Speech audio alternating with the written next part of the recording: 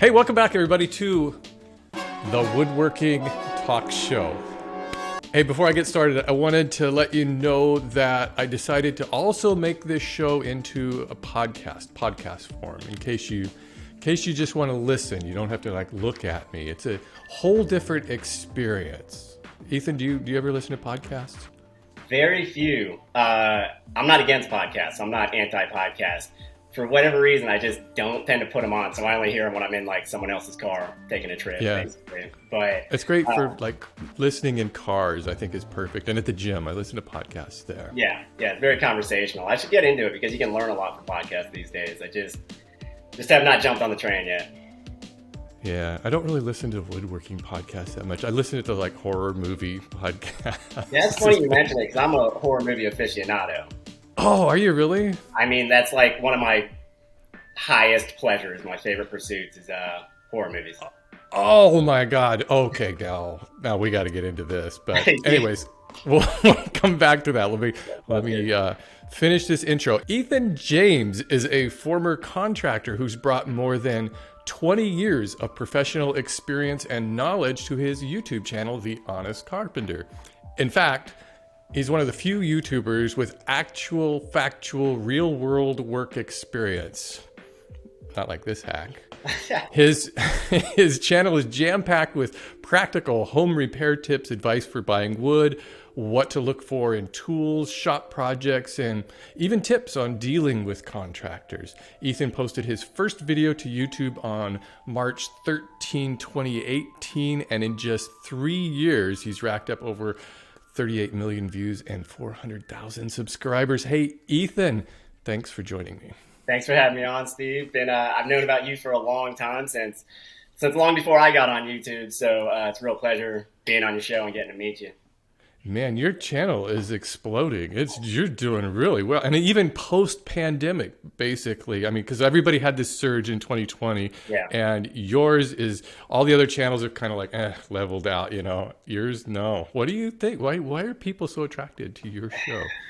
It's a good, first off, I'll say that all this from day one has been quite surreal to me. I'm not a tech-oriented person. I'm not internet-oriented person. So it was hard for me to wrap my mind around the concept of getting involved in something like YouTube.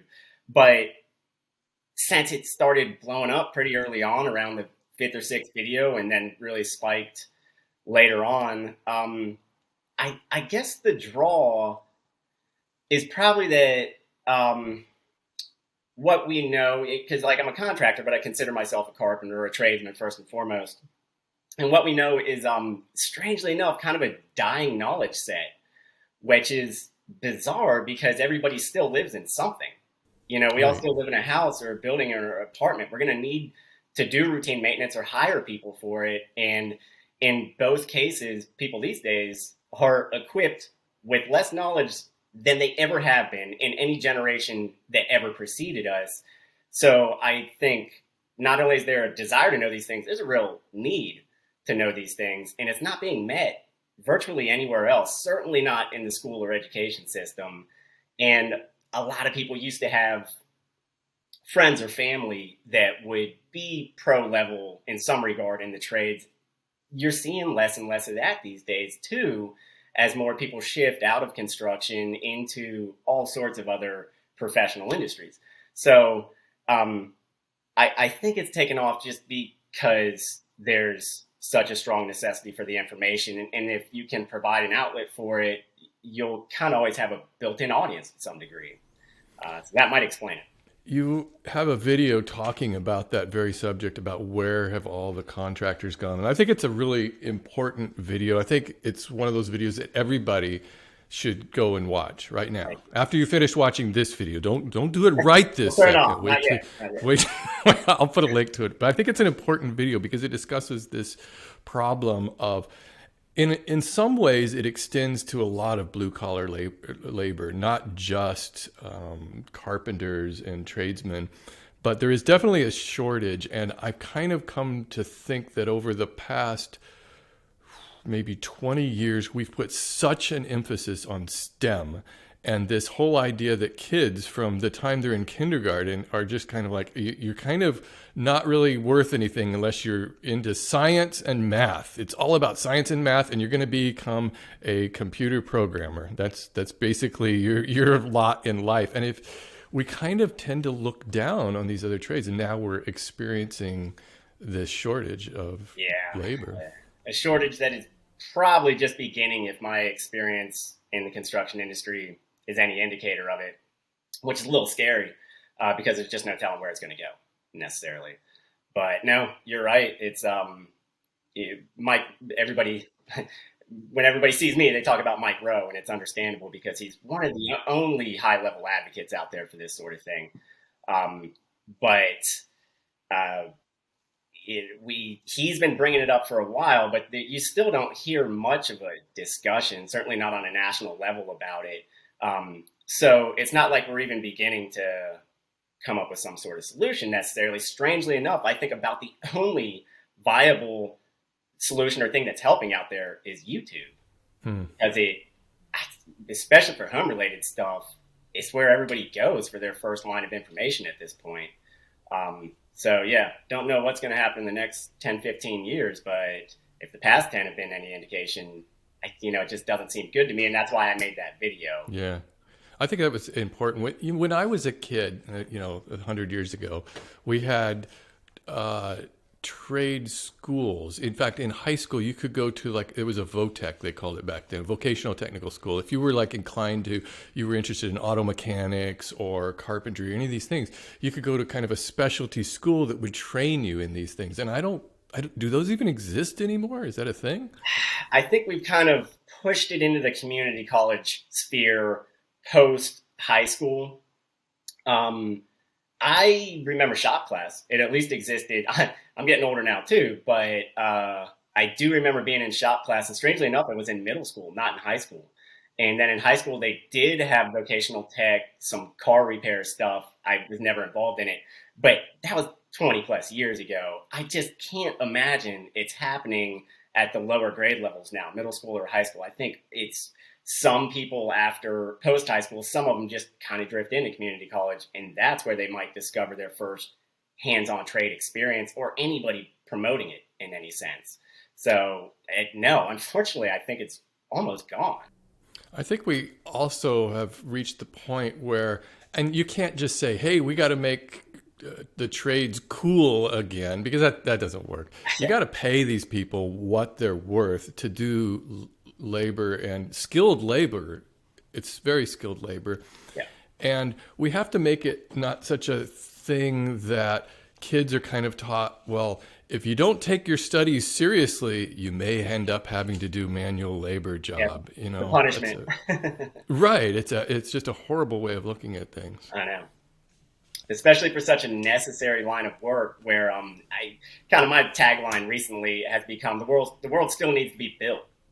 You know what I mean? It's not like if we lose all of our carpenters and plumbers and welders tomorrow, everything's going to be all right, because it's not. We still live in a structural, physical world. That world needs to be physically built. And everyone says, we're going to have tech doing this for us before too long. I don't think they're wrong, but I think it's going to take a very long time for that tech invasion to come all the way down into the trades, certainly into repair work, which is what I specialized in towards what I call the end of my functional career.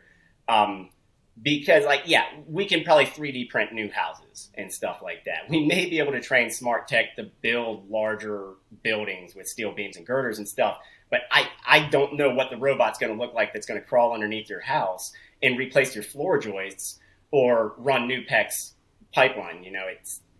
We're like 50 years off from that thing if it's going to exist at all. So. We still have a huge amount of infrastructure that's built to last. And so, there's houses that are 100 years old that still have plumbing that still needs to be serviced, and still all of those kind of things. Yeah. You don't need people to do it. And those people right now are children or teenagers.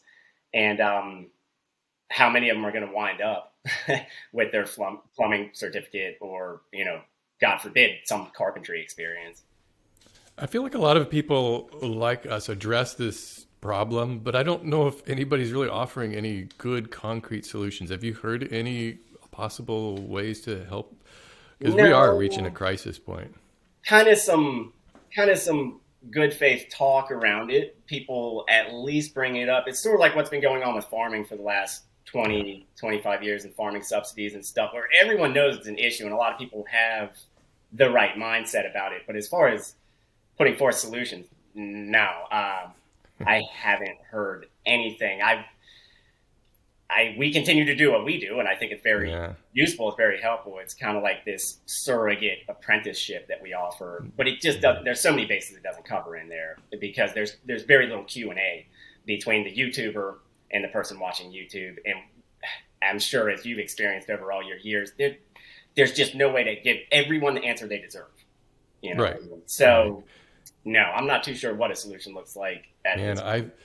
I've had this problem facing me trying to hire contractors just to work on our house and various things. It is really difficult to find somebody who's good and can do the work. I just wanted a wall of drywall put up in my office a few years ago. I didn't have the time or effort or even desire to do it myself at this point. You know, it's like, that is not I what know. I do.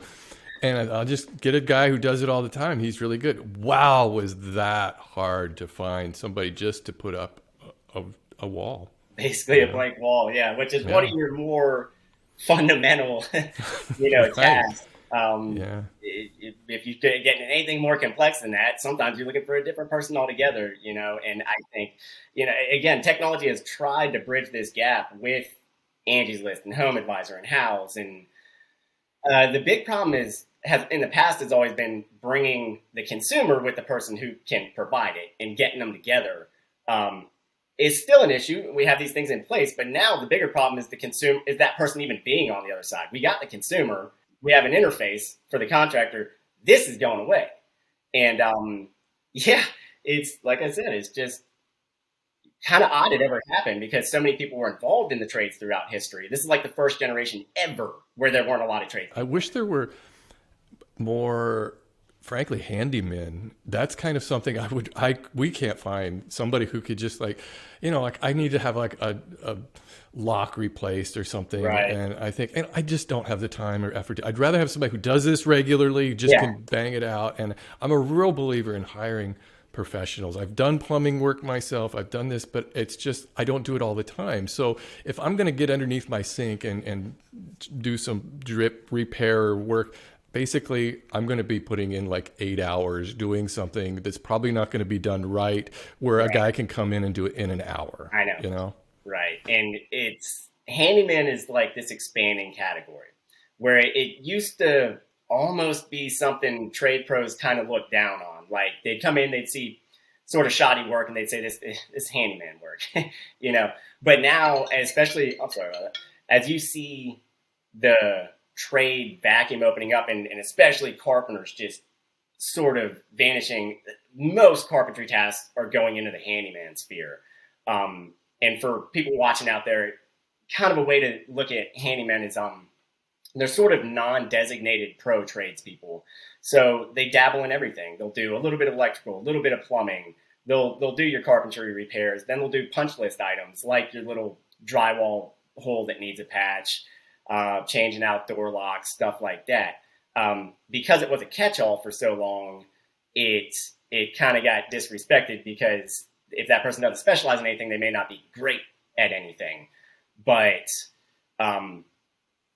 it's becoming to where if you're going to do some, especially some smaller carpentry task, you're probably going to go out and look for a handyman. Because if you go looking for a carpenter, you're either going to turn up someone that wants to do a larger frame out or a much bigger trim job, or you're not going to find anyone at all. Yeah, I don't want to take on those tiny jobs like that. No, I know. And I kind of made my bread that way towards the end there. I found this, as a one-man show, which is what I was for the last 10 years. Eventually you begin to see where your money is. Yeah. And I found that it wasn't really in remodels and stuff like that, which I did. Wasn't subbing in for other contractors. It was fun eating up all those little contracts that fell through everyone else's radar. Things basically under a couple $1,000s typically. And so a lot of people called me a handyman. And I correct you and say, that's not true because I'm generally not going to do your plumbing and electrical. I'm a designated carpenter. But I can understand where the confusion comes from, because handyman's what they need a lot of the time these days. Well, let's rewind a little bit back to let's talk about how you got your start and what got you started in carpentry.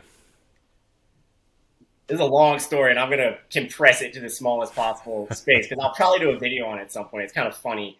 The short answer is family business. My father was a contractor and builder in Raleigh, North Carolina for a long time. And when I was then had a plastering company for a while, basically a stucco company, and had to get out of it when I was quite young, and started an addition remodeling business, and came to my brother and I when, as I recall, I was probably 12 going on 13 at the time. I might have been 13, and said, like, I'm not going to hire a big staff yet or anything. I'm not going to have a big crew.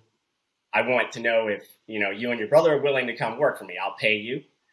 It won't be much, but you'll be able to learn on the job site, and you'll learn skills that you'll always know. And I mean, even looking back, I always thought I should call my show The Reluctant Carpenter, because I had no desire to do any of this, but it was going to family. We kind of needed to do it. That's how I got in. And I worked on my dad's crews, or we kind of get subbed out into other crews until I was almost 21, straight through, with seasons off and stuff like that.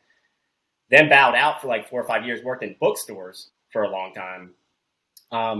Then a little chain of independent bookstores hired me to be like their designated handyman, basically, like a maintenance specialist. I did that, and we built a bunch of bookcases I would never show to anybody because they were just too basic.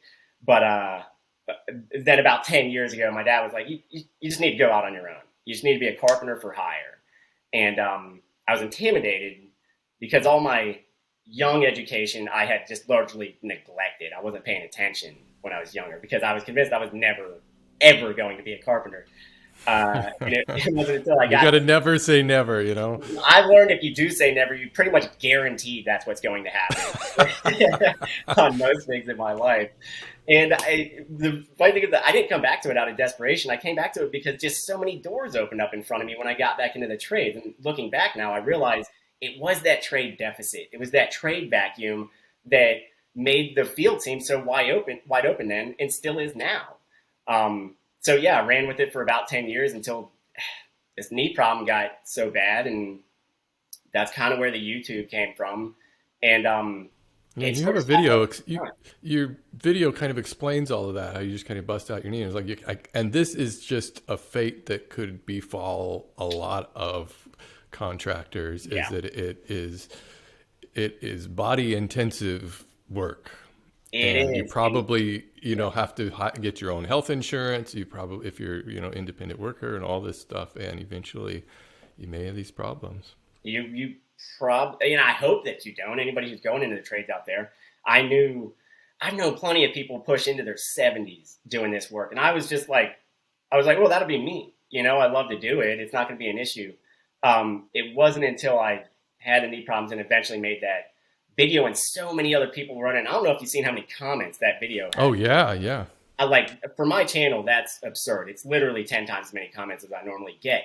It's a lot of tradespeople writing in saying essentially the same thing happened to me. It makes me nervous saying this out loud because I don't want to put anybody off from the trades. My goal is generally the opposite, to encourage people to embrace the trades. But I can't lie either that there is this thing where your income is attached to your body's ability to perform. It's a lot like being an athlete. And most people will be fine, I think. But then some people are going to have that back issue or that knee issue that may pull them out early on. And that's essentially what was happening to me when I kind of had to drop out. But I also had something to get into, which is YouTube. Yeah, right. And you just flat out say in that video, would you recommend becoming a carpenter? And you just say, no, it's just not worth it, because the pay is so low compared to what you can do with other things. It's horribly low. It's almost it's just wrong how much a good carpenter gets paid. It's odd, there's a lot of things go into it. And especially compared to other trades, plumbers, electricians could still make fairly decent Yeah. money, but a carpenter is just at that lower end. And considering all of the different types of skills that a carpenter has to have, it's Yeah. very strange. That's the crazy thing is we don't get to specialize in anything. I had to sort of force my specialization at the end by just turning down a bunch of calls. I was going to do this handful of things that I knew made me pretty good money. Because if you're a general carpenter, the list never ends, what you might get called for. And that can work to your advantage because it means like you're always going to have work. But from a professional standpoint, you don't make your best profits that way. And that's fine sometimes, but you do reach a business point where you need to say, I'm spinning my wheels in the sand doing all this stuff. I need to focus on this stuff. And you start to hedge in. But that's how you kind of get your money up. But no, it's as a trade, it's underpaid and maybe always will be. And for thousands of years, that wasn't an issue because there were so many carpenters out there. But now that there are very few carpenters, what's going to bring them back is kind of what I say in that video. If pay doesn't increase, then you're just not going to have carpenters. And I don't get how people's houses are going to get fixed. Yeah, people aren't going to do it just for the love of doing it. They need to get paid, and they need to get paid a decent wage. Yeah. And everybody kind of expects you to have this bizarre, but they expect you to have this self-sacrificing nature where you're like, oh, you do it because you love it. It's like, yeah, but I'm not an actor. You know what I mean? Right. I'm not an artist. Like, it's hot out there. Like, I might cut these things off. It's the money has to be there at some point. So tell us about your switch to YouTube. What brought that on? What inspired you to start posting videos? All right, so I love to write. And originally I started this as a blog. And keep in mind, I knew nothing about the internet at that point. And 40 plus articles in, I realized people just don't want to read about this stuff. Not about this stuff. And I get it because it just doesn't, what we do is so visual. You need to see it. And I knew that in the back of my head, but I had like no desire to be on camera whatsoever. And yet when I was starting to feel that pressure to have some secondary income or something, or at least try, finally I was like, all right, I got to get on camera, and it's hilarious. There's like, if you go way back in my video list, it might be the first one. I fixed one of those old fashioned doorknobs where you got the spindle and the two knobs in old houses. And it was all I could think to do. And a good buddy of mine was a woodworker neighbor. And I went over and I was like, I want you to film something for me. Like, don't shoot my face. And it's going to be 30 seconds. And we're going to turn it on and turn it off. And we'll just see what we get. And so I did this quick walkthrough that depicts like nothing. It's like a terrible video. But afterwards, he and I are standing there looking at the camera. And when it was over, we were like, that wasn't that bad. Like I didn't embarrass myself or anything. And it kind of started to open the gate to film other things. Yeah, that's the way it is. I can't look at any of my older videos, especially when I first started, because that's kind of like you. I didn't really have a real plan, starting out and making videos, and then it just took a while. Do you still do the consulting business? I know you have a consulting business, and on some of your earlier videos, you were always kind of promoting that. I was pushing it, yeah. The irony is that came about at the same time as the YouTube, basically the same time as the blog. And I was essentially using the content to push the consulting business. The answer is we still have it, but we're essentially wrapping it up. It has always done very well in its performance with clients. Like our clients tend to all be repeat clients. People use it over and over again. But I found that it's a very hard thing to sell. People essentially don't want to pay for advice. And I think part of that is like, I'm sort of promoting it with one hand and sabotaging it with the other hand because you have YouTube and the internet out there and that's all free, and that's kind of the beauty of it is that you can just go out and get information and it's thereby kind of reduces your ability to be like, hey, pay us for advice over here. So we are probably going to pack it in and I'm going to change the website and try to make that my web space, honestcarpenter.com, a little more usable. Basically, I hate to say it, but probably just hooking up brand deals, becoming a good portal for people to, get good tools and materials at a reduced cost, and we can pass on savings to them by setting up. I think that's a smart thing to do because you can't put everything on YouTube. It's really, I kind of think of, a lot of times it's best to kind of think of YouTube as just, a promotional tool in a lot of ways to where you can really make some money and earn some income, because YouTube AdSense alone ain't gonna cut it. For anybody who doesn't know, it's like, woo, like fluctuates wildly. It's crazy.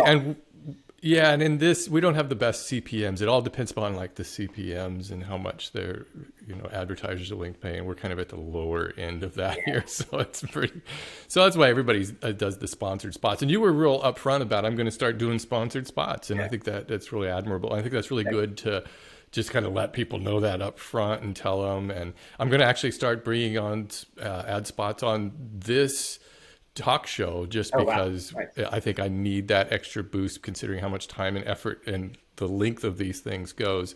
So and I haven't done sponsored spots in over 4 years now, so it'd be interesting to bring that back. Nice. I think I remember seeing a video at one point where you were talking about sponsorships and the push and pull that they can have with the channel and everything. It's interesting how that works, because I was doing those for a long time, but then I came up with, if you have your own product, it makes more sense to promote your own product.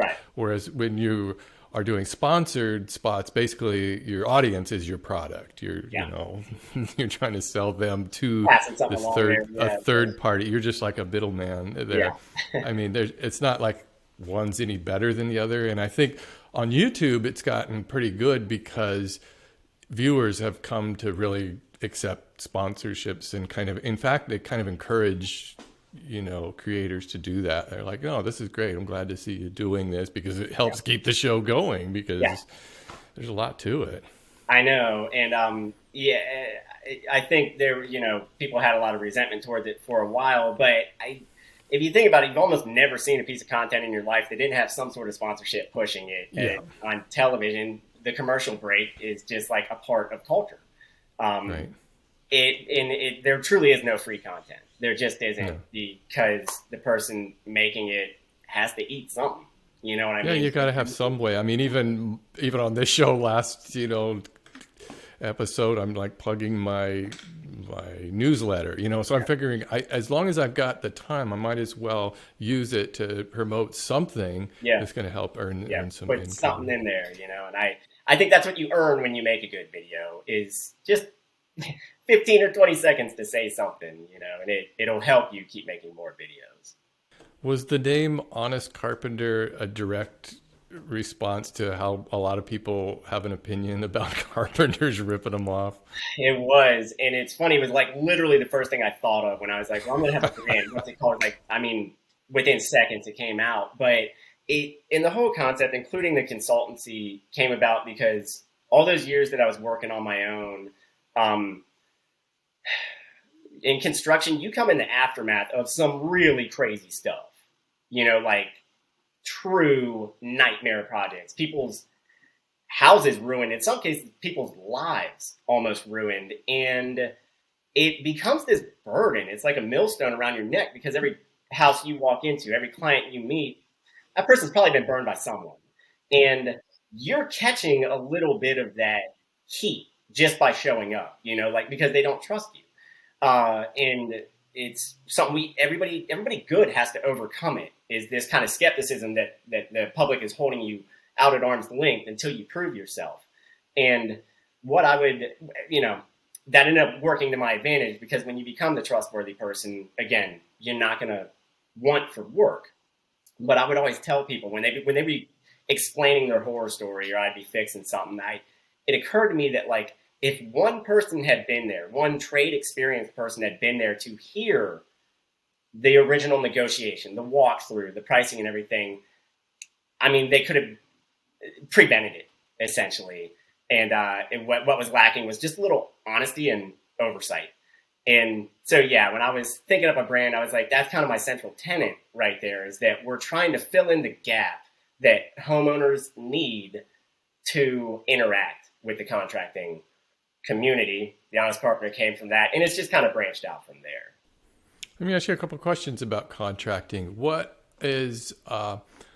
would be some of the biggest gripes that a contractor might have with a client? Like a common thing that just drives you crazy? I'm going to boil this down because Too many to list. Huh? yeah, it's kind of like all sales interactions, but because I did a video called like 5 Ways Bad Contractors Cheat Their Clients, and obviously I got some pushback from the contracting community, which I expected and invited and try to always respond to. And they're all like, why don't you do a video on 5 things bad clients do? And I'm like, I promise that video is forthcoming. Because it takes two to make a job work. Somebody's doing the hiring. The biggest thing I think is trying to wheedle your contractor down. I know nobody wants to pay a ton, but once things are agreed upon, stick to it. Once the cost is agreed upon, stick to it. If you start trying to whittle away at everything, questioning every little expense, it makes our jobs really, really frustrating, because now we know we have someone that's probably going to do this the entire time and isn't happy with the price despite the fact they signed off on it. And the other thing is, I'm trying to itemize things here. Change orders. That is like, when you make a plan with a contractor or a tradesperson, you set a wheel in motion and a bunch of things have to fall in sequence, right? And if we start moving through that sequence and then you change your mind on something, resetting is exceptionally difficult sometimes. We call them change orders, and they're bound to happen. Like, they're always going to happen, but try to limit them. Try to do a lot of communication up front to prevent all this communication in the back, so that you kind of both know what's coming. I used to overwrite for my clients. I'd give them these really wordy bids and estimates and stuff. And I took a lot of time to do that. And then we'd get on the job and start going through, and they changed their mind on something, or it would be like, wait, I didn't know that was going to happen. And I'd realize they hadn't read a word of what I was doing. Just like, whatever, I'll sign. But those words were there for a reason, That is crazy frustrating. So change orders will happen, but try to keep them to a minimum by working closely with your contractor early on. Yeah, I think you had one of those videos, you had a guest on your show. You talked to him. He was a contractor, and he showed his contract on how he has very itemized list of what he's going to do and what they can expect. And I think that's a good, from a client, I want to know that. I want to know that itemized list, so I know what I'm getting myself into. Totally. Those guys were great. That's Modern Mountain Builders up in Asheville. They have reached out to me. More folks are reaching out to me these days. That video didn't do well. Sometimes these contracting videos don't do well, and ironically, they're sort of what I built the channel on, Yeah. But that's above and beyond. They use something called a schedule of values, which you usually only see in commercial, or you do see it in really, really high-end residential, which is what they do. If someone is providing a schedule of values for you, which is this extremely itemized breakdown of everything that's going to happen throughout a construction project, including pricing and when it's due and what percentage of the total bill it is and stuff, you need to realize you're dealing with a pro, and that's a person you want to help out, because they've already overextended themselves almost compared to what everyone else in the industry is doing. So yeah, it's I wonder how much business contractors get from people who watched a little bit too much HGTV and just thought they could do it themselves and started ripping things apart. Is there what's the most common DIY disaster you see? Bathrooms. That's easy, man. Bathrooms are complicated. They're this nexus of every complicated thing in contracting a house. And a kitchen is similar, because it's plumbing, electrical, cabinets, and fixtures all come together. And it's the first thing everybody wants to upgrade, and HGTV focuses on it a lot because it adds value to the house. It looks so pretty, but that is not easy contracting. Ever. Even for experienced contractors, we still run into problems virtually every time we do a project like that. So if you're going to take it on yourself, go slowly and have a backup plan in mind. Have a name of who to call. Well, we have a two bathroom house, and we just recently had our second bathroom remodeled.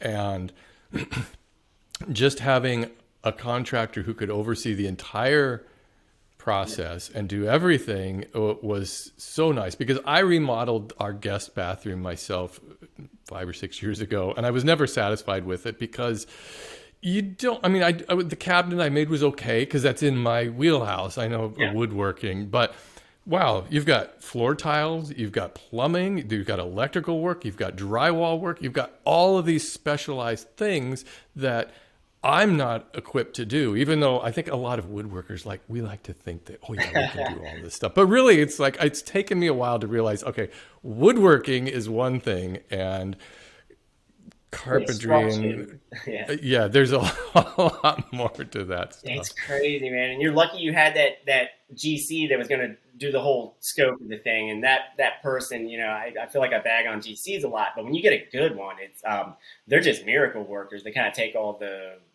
they keep all the headaches off you. You know what I mean? Yeah. It's like they hold the clouds back, basically. Bathrooms. I mean, everything that can go wrong in a house basically centers around a bathroom for the most part. So.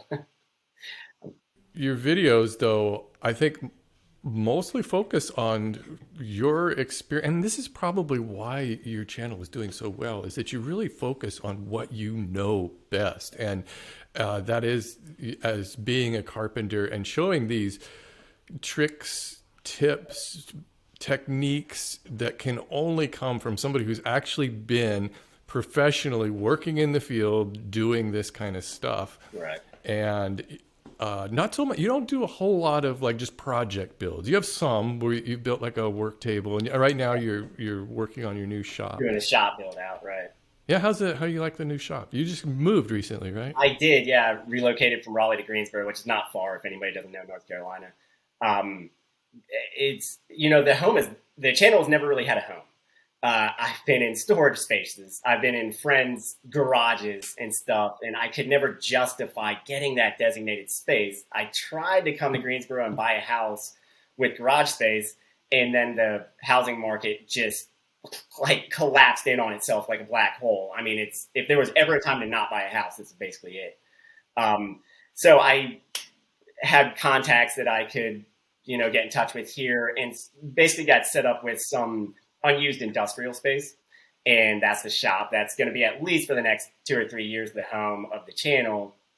So I'm doing that build out now, and I have all those project videos, but you're right. I can remember you saying it at one point that people don't necessarily want to see how to build one thing. You know, like you'll get really hardcore interest from certain folks, and I always appreciate that. But for the most part, they want a more generalized knowledge set that's going to apply to sort of every build that they're doing. So while I'm building all this stuff, I kind of have to turn it into content because that's what's going on in my weeks.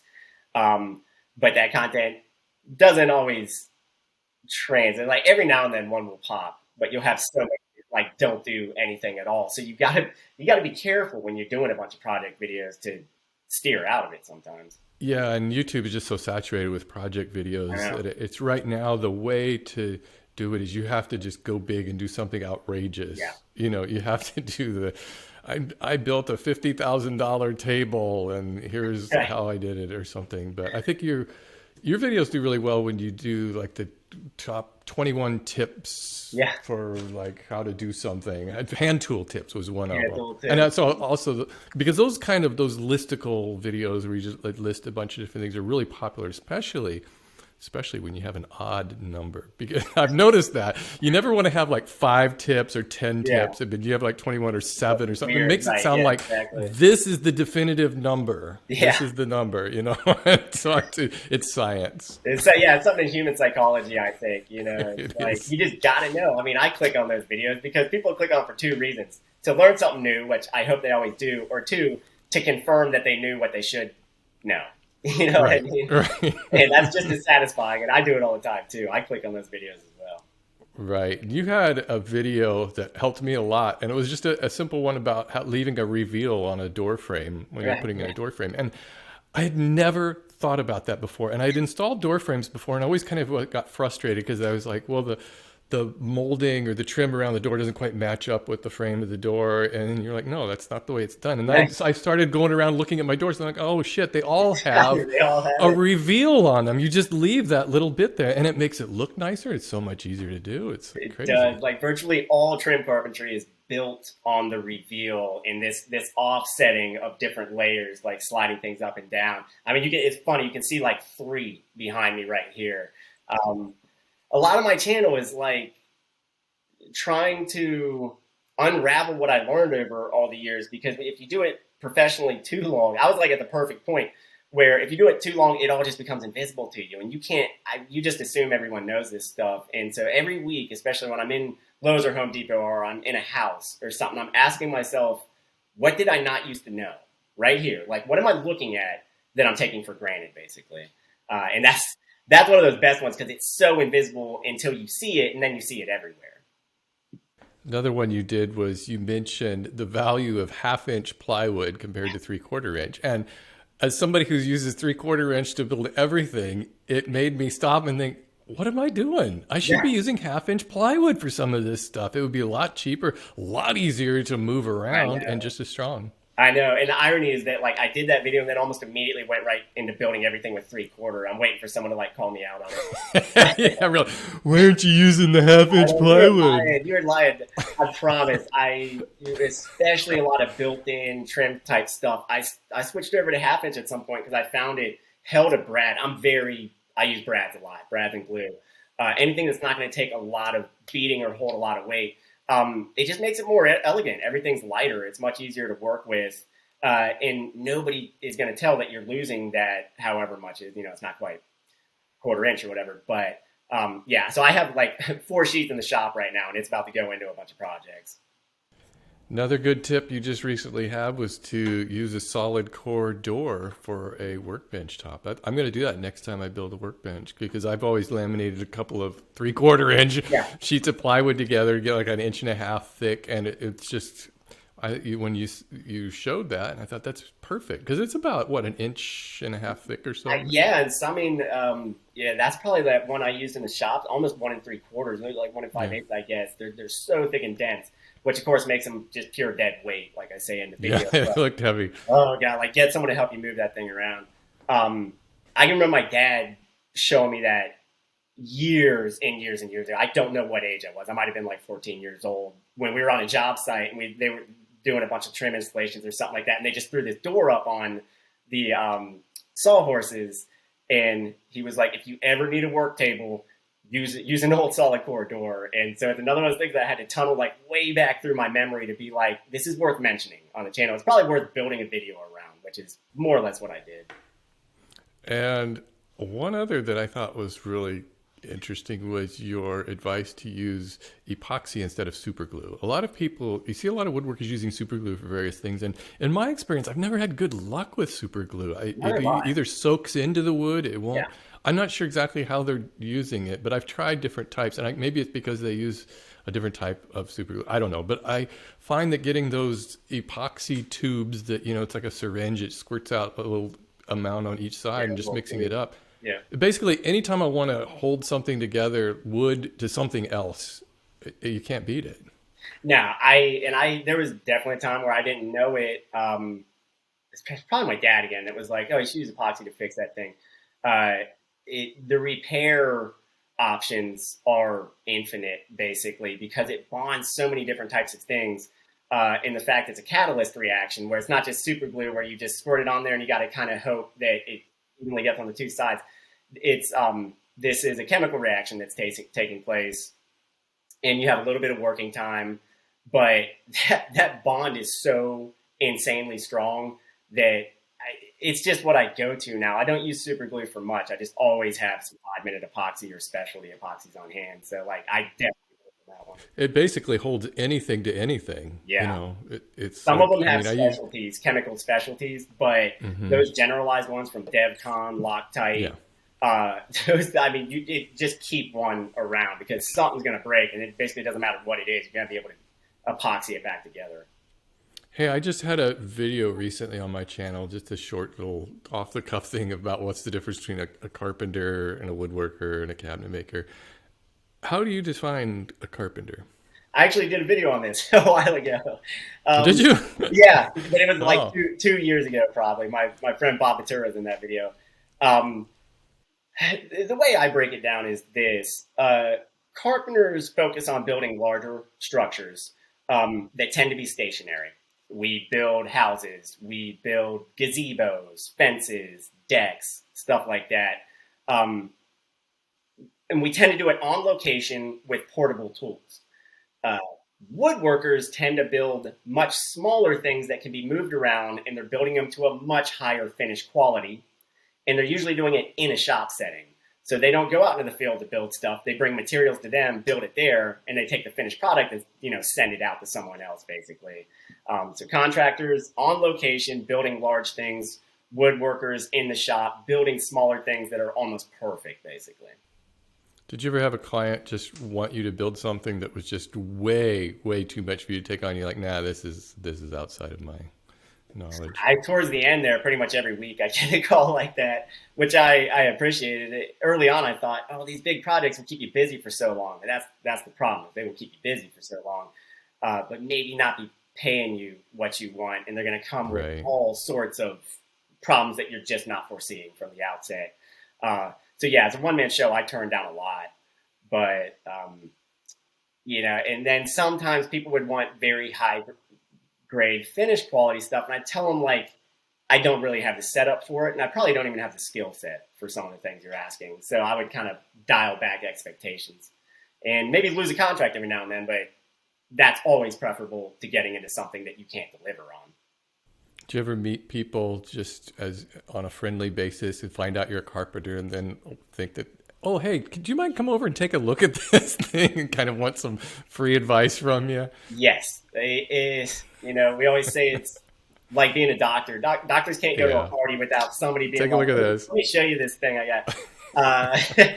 Carpenters, because generally you're always meeting people in a structure of some sort. You're at their house or something, and at the moment they hear it, their eyes light up, and they either want work or they want answers. And I totally get it, because again, we're so cut off from information sources these days that people take advantage of it when they meet you, but they're not in a malicious way, just like they're trying to seize the opportunity. So to this day, when people hear it, I get questions. And being that information is more or less my commodity now, I really try to answer as much as I can that's inside my base of knowledge, basically. So what kind of things do you do in your free time? Do you have any hobbies you do? Or do you have much downtime these days now that you're making videos all the time? I mean, when I leave here, I'm going to the shop and I'm continuing the shop build out. But I definitely have a bunch of pastimes. I like to read. I hiked a lot, and then the whole knee thing kind of interrupted that. But now the knee's getting better. I'm getting back to hiking, playing some sports. I generally like to be outside playing sports. And then, as we started off the podcast with, I consume just an insane amount of horror movies. That's so cool. That I do the same thing. I had no idea you were going to say that. Did you see my Jason machete back here? Yeah. So this is a Friday the 13th Fangoria magazine that I got new back in 1982 or something. Amazing. And I got that signed by Tom Savini, and so I've got that framed. It's dripping blood. That was an older video. I didn't even see that over your shoulder. Oh my yeah. God. But yeah, that's really cool. What are some of your favorite types of horror films you like? Oh, it's very broad. What I always tell people is most horror is very bad. You know what I mean? Like, that's why we love it. I know. Exactly. That's why we love it. There's an appeal to the bad movies. Some of it's just like, I just wasted like an hour and a half. But so anytime a horror movie gets like 75% right or good, I'm like, I love it. It's brilliant. Yeah. So newer stuff, I loved all the Conjuring movies. I thought. Me too. I thought this third one was great. Personally, we were lucky. We had a bunch of good franchises pop up in the last 10, 12 years with Insidious. I loved all the Paranormal Activities. No, me too. Conjuring. And then going back in time, I'm 39 now, so I kind of came of age in the 90s. And that was a great time because Wes Craven was reigniting horror, pumping life back into it with Scream. And I Know What You Did Last Summer, and Blair Witch Project kind of came out of that. So I've got a real nostalgia for 90s, and I remember 80s horror. You know, I didn't experience it as it was happening, but I was like young and impressionable when I saw it for the first time. So anytime 80s horror goes on, I like instantly remember being, you know, like 11 again and like sneaking to see like a movie or something. So yeah, it's like being involved with a weird cult when you're into horror films in a way, because everybody talks the same language and everybody's seen all of it. There's like a list of, you have to see certain films. Yep. Everybody's seen them, and there's those debates, and like any other community, there's like people arguing over, well, that, you know, should you remake Halloween? Should you all of these things, you know? And but I think that we're kind of in a golden age of horror movies right now, because, and I hate the term elevated horror, but there is sort of this bit where, and I think it really started with The Witch. We started to see some really quality stuff, and recently I know that this year I got so into Saint Maud. I was like obsessed with that because it just blew me away. I am going to watch it because I watched The Witch. I watched Midsummer, Hereditary. Hereditary broke some people's love of horror. You know, it was like so intense. And I haven't seen Saint Maud yet, probably because of all the craziness leading up to the move and everything. But I'm going to watch it. Like, we're in this like auteur phase where people are doing some seriously good filmmaking, and they're just happen to be doing it in the realm of horror. Which I love to see, because it might inspire some other sharp-eyed filmmakers to be like, well, maybe you can make art here and not just slasher screamer flicks, you know? Yeah, hit horror has often been just kind of relegated to like, oh, that's that low class cinema, or you just wind up there, you know. It's like actors just fall down into the pit of horror sometimes, then you're like a scream queen or a scream king forever. Right. Oh man. Well, you know what? I'm gonna have to have you back on sometime just to talk horror. I'll have to start another show just about horror films. You start a horror podcast, and I'll be your first and second and third. You know what we got to do? We should make every year I do a Halloween video. We should do a collab on one of those. That'd be fun. I'm up for that. You can go ahead and sign me up. That would be cool. Well, Ethan, I really appreciate your time. Thank you for joining me on the Woodworking Talk Show. Thank you for having me on. It was a huge privilege. I'm so glad you reached out to do it. This was a lot of fun talking to you. And don't forget, if you want to listen to this show in just audio format, it's available wherever you listen to podcasts. And by wherever, I really mean Spotify. That's pretty much where everybody listens to podcasts now. Yeah, just search for The Woodworking Talk Show. Still with that creative name. I'm just going for it. I'm just leaning into that. That's the name it has. Be as clear and upfront as you can be. I think you're right. That's right. Just it. All right. Thanks for watching, everybody. I'll see you next time.